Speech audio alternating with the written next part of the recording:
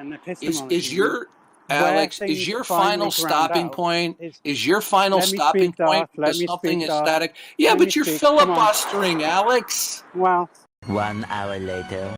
Even with a PhD in philosophy, all he wanted to say is, "Well, I just believe that gods are made up." That's the best that a PhD could do. If that's the best that a PhD in philosophy can do, what hope is it for the run-of-the-mill atheists? part of your worldview, part of your conception of what the word worldview means is probably different from mine. So, I mean, for you, it just means having a single organizing kind of metaphysical principle. Whereas I think there are other types of worldview that are just different from that. Or you just don't recognize them at all. Do you accept the world where there is an absolute non-dependent creator who brings to pass all things that begin? Do you accept that view? Well, I mean, I already said I don't think that thing exists. I mean, it's just a sort of weird way of asking the same question. So then you're operating from a worldview that is not that. So therefore, the view that there is a creator-creator distinction would be false in your view. No, remember I just said I can recognize the distinction between an Earthling and a Martian. That's a category error. We're not talking. Yeah, but Martians are not the ultimacy of reality. God, by definition, would be ultimate. Yeah, now, but his being ultimate doesn't mean that what I just said then isn't still applicable. It's a category error. No, they may be different categories, but that just because they're different categories doesn't mean that what I said doesn't apply to them, right? Alex, between is belief in God as creator a worldview, Alex? On your definition of worldview, I guess so. Right. Do you have that worldview, Alex? I don't know. But as I said, right. So I then don't believe that God exists. So then good. Then therefore, whenever you speak, okay, the dependency statements that you speak are in virtue of not God, a not God worldview. It's really not it's not that complicated, right? It's not necessarily complicated. So how did you determine that there's no God, Alex? Well, by determined, you mean what's my deductive argument, right? That's what you mean.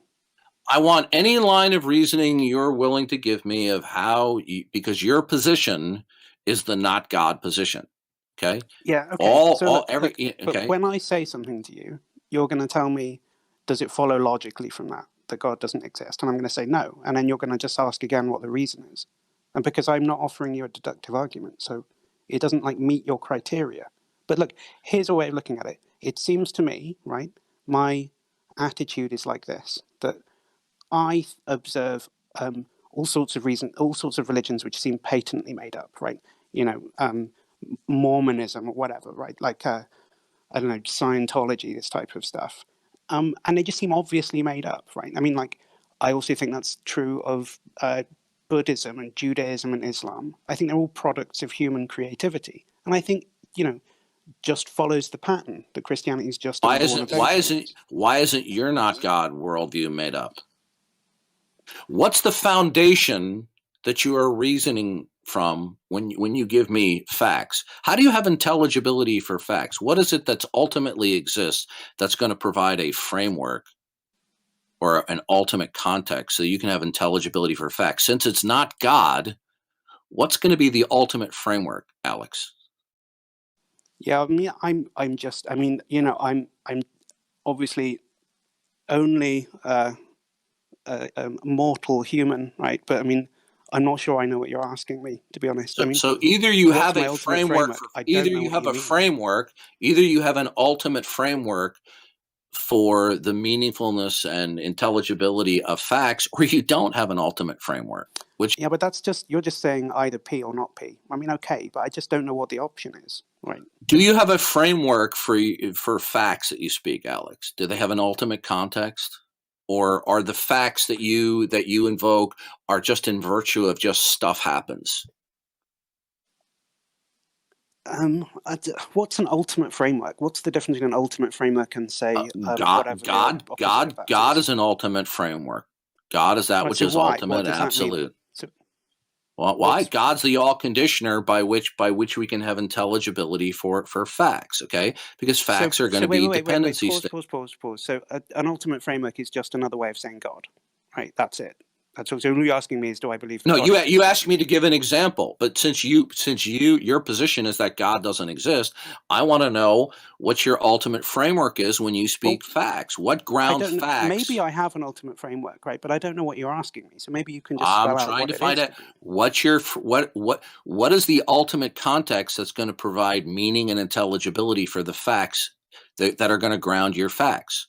Well, is there anything other than God that could even be that thing? Because if it's just nothing counts as an ultimate framework apart from God, then I guess I don't. Now, I want all the Christians in the room to notice the same pattern of behavior that we have with ordinary everyday atheists. We have the same pattern of evasiveness and double talk from somebody who has a PhD. You're being completely evasive, Alex.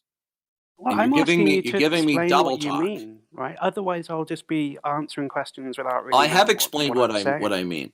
Now, no, you said. Point is this: wait. I said, what is an ultimate context? Because look, it's not an everyday term, right? I know enough philosophy to know that it's not a regular term in philosophy, right? You're using it in a very special way. Right. That's like idiomatic to you.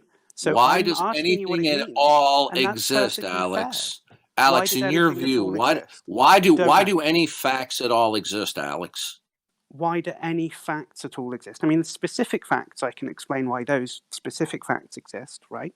Why is it a fact that there's, a rug on my floor? Well, because I put the rug on the floor. That's why that fact exists. Okay, so let's make it simple. Let's say an apple on the counter, right? Right, so a causal explanation of why the apple's on the counter. What I want to know is why are there particulars that there are classes? Does the world around you provide the preconditions for particulars to be members of a class?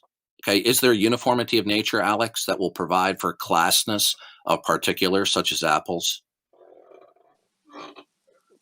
I mean, particulars and classes like sets and elements of sets. I think those things exist. I think sets exist. Yeah, okay, so in order to talk about apples and rugs, okay, the world around us is going to have to exist in a certain way, namely a uniformity of nature. Without a uniformity of nature, could you have classes of things, Alex? I think you can have classes of things without uniformity of nature. Yes. Good. Explain to me how you can have a class, an actual particular can be a member of a class if nature doesn't operate in regular ways. Well, I mean, the two things are completely independent of each other. Imagine there was nothing at all, right? Then it'd be this set that had nothing, no elements in it. See, you're evading my question, Alex. I'm not. That's a direct answer to your question. You asked me how the two things could be. How you can have sets without. How can you have a class of an apple if nature does not operate in some regular ways? How can we have a class of appleness? Our conceptions are different, right? So for me, a class is an abstract object, right, which exists independently of any of the particular things that instantiate it. So even if there were no things, there would still be the classes of things that those things might instantiate were they to exist, right? So it's straightforward. How would you know that there are abstract objects, Alex? How do I know? How would I know if there weren't any? I'm still waiting. How could you have an apple possessing the class of appleness if there wasn't a uniformity of nature? What you're trying to say is that there's that there could be classness as an abstract object without the uniformity of nature. That's not my question. I'm saying if we're talking about an apple, okay, how does that apple possess the class of appleness if there's no uniformity of nature? Well, I mean, how could a particular apple have a property of being an apple? I mean, that does, a single thing instantiating a property. Yeah, that would have to have uniformity of nature. The class itself doesn't require uniformity of nature. Okay, yeah. Okay, so can you have particulars that actually possess classes without a uniformity of nature, Alex? You can't have concrete particulars instantiating things like physical properties without the uniformity of nature. No, I guess you could have numbers having abstract properties. Yeah, Alex, you're just giving me double talk. I'm not giving you double talk. Yeah, you are. Yeah, you are. What I want to know is, can you have an apple possess the class of appleness without the uniformity of nature? I mean, I'm trying to understand your question. It seems to me, right? If you give me a few seconds to explain why I think this, right? An apple is a concrete particular. Its appleness, the properties it has, green, whatever, taste, blah, blah, blah. All of those things are embedded in a causal nexus. And if there were no causal nexus, if there were no surrounding environment in which it was existing, I don't think it would make sense to say that it had any properties at all. Any concrete object can't have causally interactive properties unless there's an environment that it's interacting in, right? So I don't think you could have an apple in a kind of sea of kind of white noise or something. I don't think that makes any sense. So I'm agreeing, I think, that you can't have those types of properties, the sorts of things apples have, its shape, its taste, it's what it looks like, unless there was a uniformity of nature, your phrase, a causal nexus in which it subsists. So, I mean, is that clear? If you think that's double talk, then no, it's not clear. I ask this question every single day, day after day, months on end, to atheists. I want to know: can the apple be a member of a class without there being the uniformity of nature for that apple? Simple question, Alex. Yeah, I feel like I just answered the answer to that is: can an apple have a property without a uniformity of nature? In a world where there's not a uniformity of nature, can an apple possess the class of appleness? Okay, so I mean, just for the sake of moving the conversation on, I mean, so you want it to be a yes or no. So the answer is, I guess, no, right? If that makes you, that's acceptable. So the intelligibility, when you invoke classes of things, of concrete particulars, it requires the precondition of the uniformity of nature. Otherwise, you're not going to have intelligibility for the actual classness of concrete particulars. So does your world provide for the uniformity of nature, Alex? Does my world provide? I think that nature is uniform. Yeah, if that's what you're asking. And can you account for that? How is it that nature operates in a law-like way? By what means do you justify that? What is it that is ultimately static? What is it that is ultimately static that will provide for that, Alex? Well, I don't know what you mean by provide for it. Like, I think there are laws of nature, right? And I think I can obviously see uniformities. You can't see universals, Alex. Uniformities. I can see I can see things happening the same way.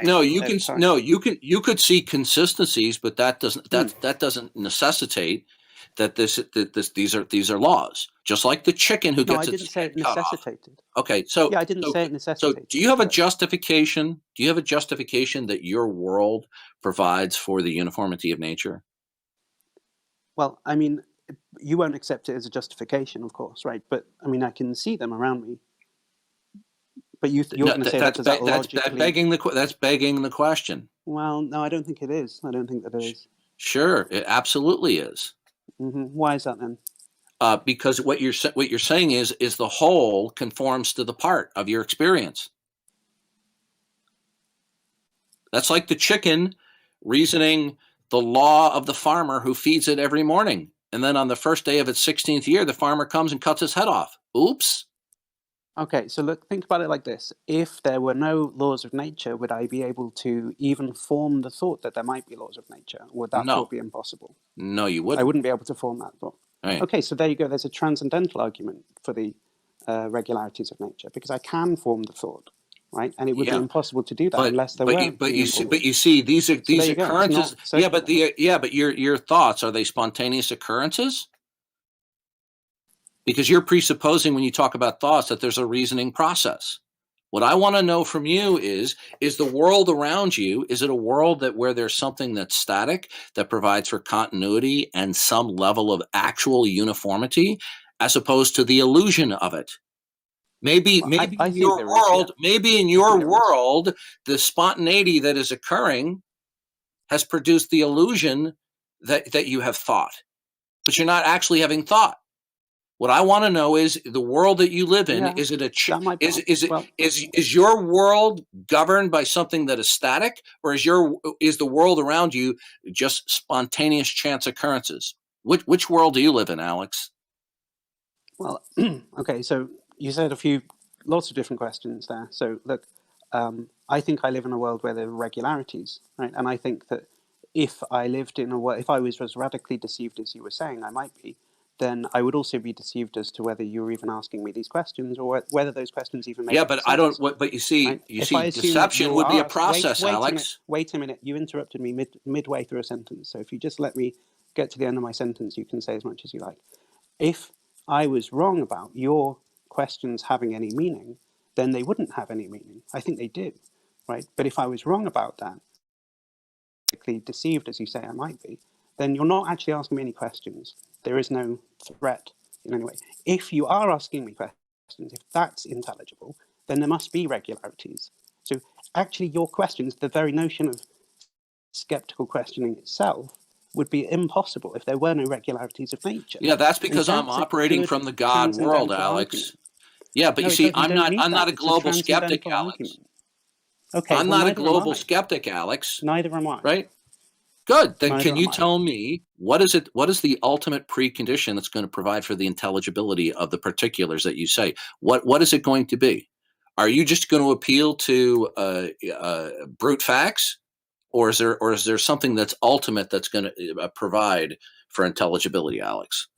Yeah, I just see the thing is I don't know what provide for intelligibility means. I can provide for my family, but I don't know what to provide for intelligibility. Yeah, is there something ultimately static that provides for actual continuity as to the illusion of continuity?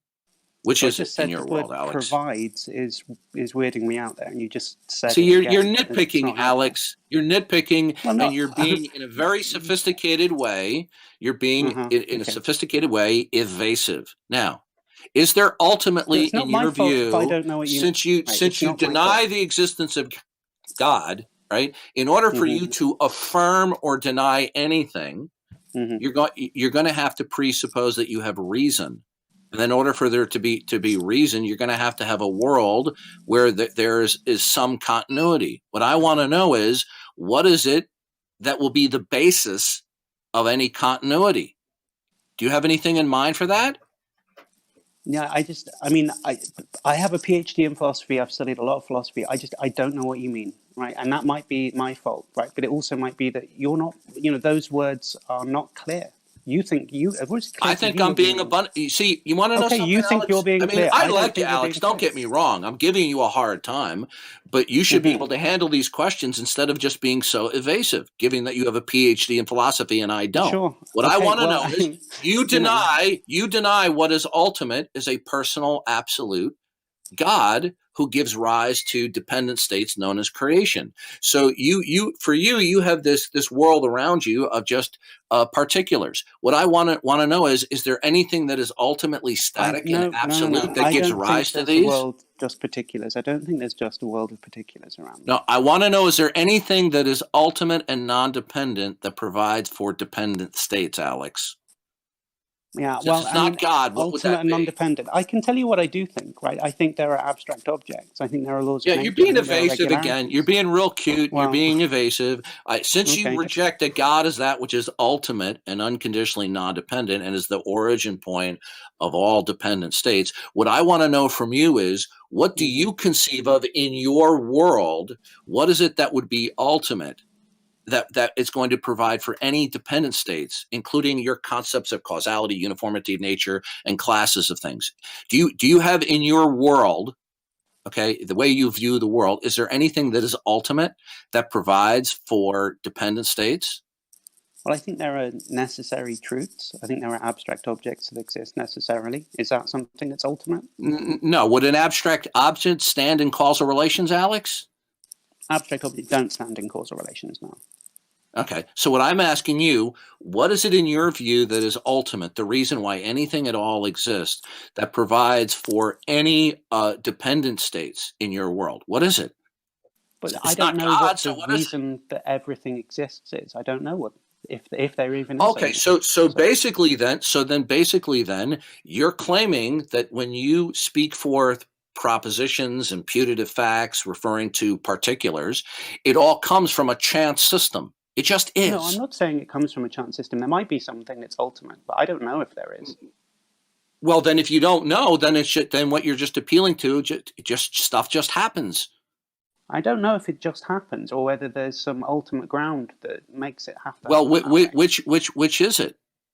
Because I don't know. Well, if you don't know, then you're just simply relying. Just stuff happens. I'm not. If I said I knew and it was just there was no ultimate ground and stuff just happens, that would be me. Right. So in other words, you have no foundation. So therefore you don't have a basis, an ultimate basis for any dependencies that you assert. I mean, I don't. Perhaps if that's what those words mean to you, then I guess so. Yeah, and you know what you said? So. What you have just communicated, and everyone in the room heard it. You said you don't know what is ultimate, right? I don't. So what I said was I don't know why everything exists, right? I mean, that's a big fucking. That's mystery. Right. You don't know what is ultimate. Right. Yeah, I think there's mystery things I don't know. Right. So in other words, so what you're saying is you have dependent facts, but they don't depend upon anything identifiable.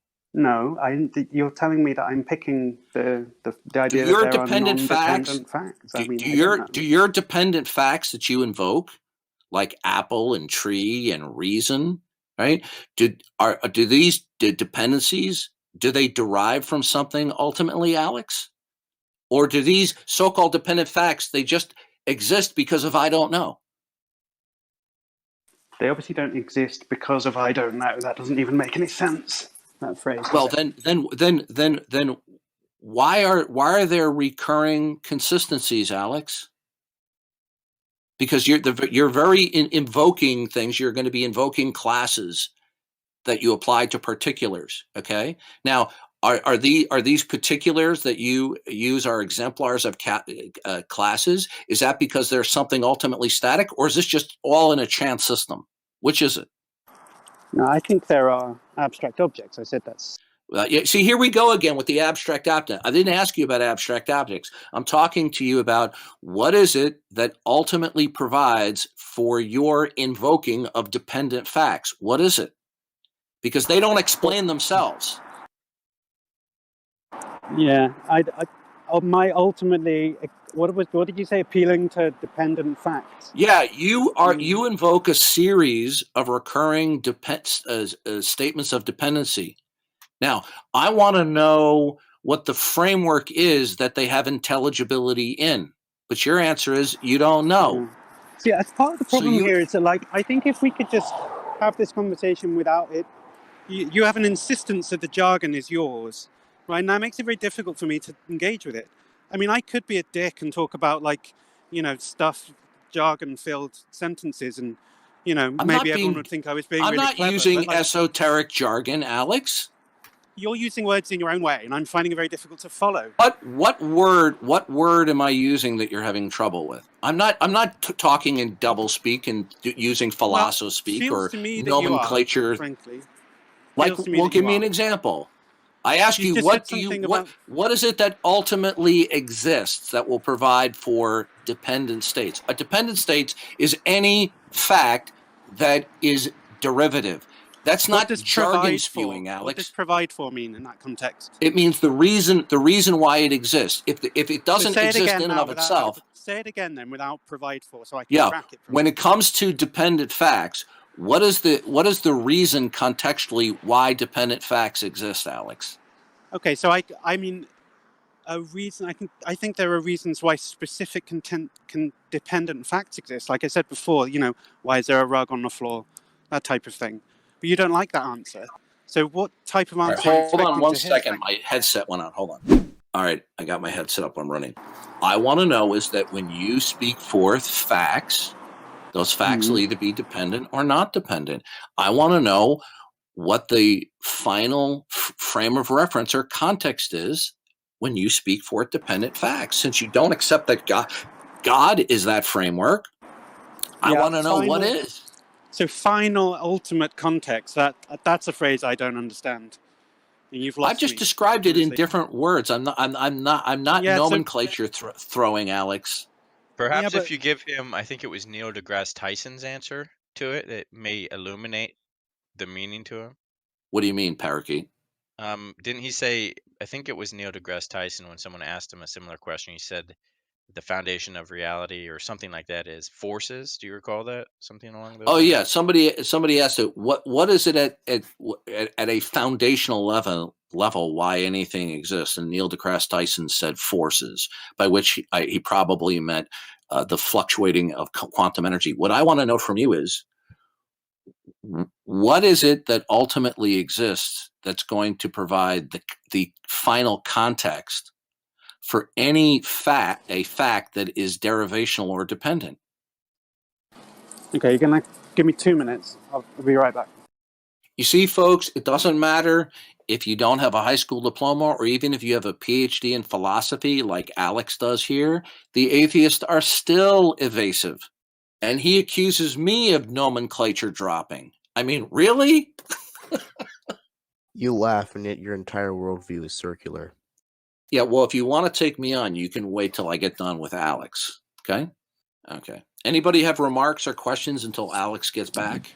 Yeah, so I am. Oh, he's back. I'm back for a few minutes. Yeah. So I think your question is just something like well, I think you want me to explain something like a ontological ground floor. Like this is my rephrasing, see if it fits, right? Like what's the most foundational level of reality, right? And because I think that when you're talking about dependent, non-dependent facts, I think I understand what you mean in terms of like things existing being dependent on other things existing, right? Like I think the physical properties of the apple depend on the causal environment in which they operate. So I think that the causal environment is a sort of prerequisite for the apple existing. Okay. So do you believe matter, energy, causality, and laws of nature are what is ultimately static that's going to provide for the intelligibility of dependent facts? Is that it? I don't think that the cliche idea of matter and energy and space-time, I think that's not right. I think that's just a kind of cartoon version of physics, right? So I don't believe in that. Alex, what's your ultimate frame of reference of why there are facts at all, Alex? Yeah, Since it's not God, what is it, I just don't think I have an ultimate. I think that you're asking me a question. The difficulty is that, like, I just don't think I have that outlook. Then you don't have intelligibility for facts, Alex, because when I pursue it, when you speak forth dependent facts, and I say, well, what makes that a fact, and you give me a proximate contextual explanation, at a certain point, you're gonna stop, and you're gonna say, well, I don't know. So your facts have no ultimate basis in them. Well, just having not knowing everything doesn't mean I don't care. Yes, I don't know everything. I don't see how you have scored a significant point off me there. Do you? Yeah, well, then the point is, do you even know one fact? Because in order to know a fact, you're gonna have to have its context. A fact without context is no fact at all. Can you have a fact without context, Alex? Yeah, I think I have context, but not ultimate context. No, then you don't have context at all, because all you're simply doing is you're explaining one dependent fact by another dependent fact. Well, but that second or third or fourth, you have to have an ultimate. Why? Because then you're just going to finally stop at a brute fact, and it just is. Well, the level of let's not switch between ontology and epistemology. Alex, is your final stopping point? Is your final stopping point because something is static? Yeah, but you're filibustering, Alex. Well, I can just go. We don't have to do this. I don't think it's very productive anyway, is it? No, you're filibustering. Okay, I'm filibustering. I'm trying to be as helpful as I can. We don't have to do this. No, I don't think that you're ill-intentioned. I don't think that of you at all. But when I smell filibustering, I'm going to call it out. Sure, that's fine. Okay, but you are actually over talking me. That's easily as bad as you're filibustering in terms of debate. Okay, well, Alex, I don't think I am. What is the ultimate frame of reference or context that's going to provide meaning and intelligibility to any facts that you tell me? Do you have anything, Alex? Yeah, that just sounds, honestly, that just sounds unintelligible to me, that question. You got to get closer to your mic. Yeah, the question honestly sounds unintelligible to me. You're asking me what the flibberdib is. Honestly, and I'm not trying to be a dick, I don't know what you mean. I enjoy talking with you. I enjoy the I like talking with you too. Right? But I'm not going to bullshit you. If I knew what you meant, I would try and answer it. I'm not going to pull a weak, lame-ass move of just pretending I don't understand because I'm like getting I don't know what you mean. That. Yeah, okay. So I don't know what you mean. I want to know, does the meaning and intelligibility of facts come from some ultimate static fact, or that it's the intelligibility of facts comes from a stopping point where other facts just exist without hold on. I'll be back in 2 minutes. 2 minutes. All right. See, it makes no difference whether you have a PhD in philosophy or not. When you ask people to explain their world without God, it's the same thing, whether they have a PhD in philosophy or not. Yeah, typical atheist. Yeah, but to be fair to Alex is not your typical atheist, okay? Because he has the academic background, he's not sleazy and deceitful like most atheists are. Now, do I think he was filibustering a bit? Yeah, I do. But at least he's more straightforward than your usual atheist. So I wouldn't call Alex a typical atheist. I think you're being well. That's just my opinion.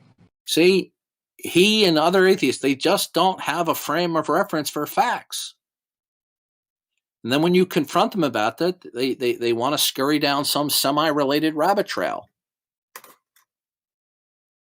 Now, earlier he tried a transcendental line of reasoning, but the point is, the question is simply this.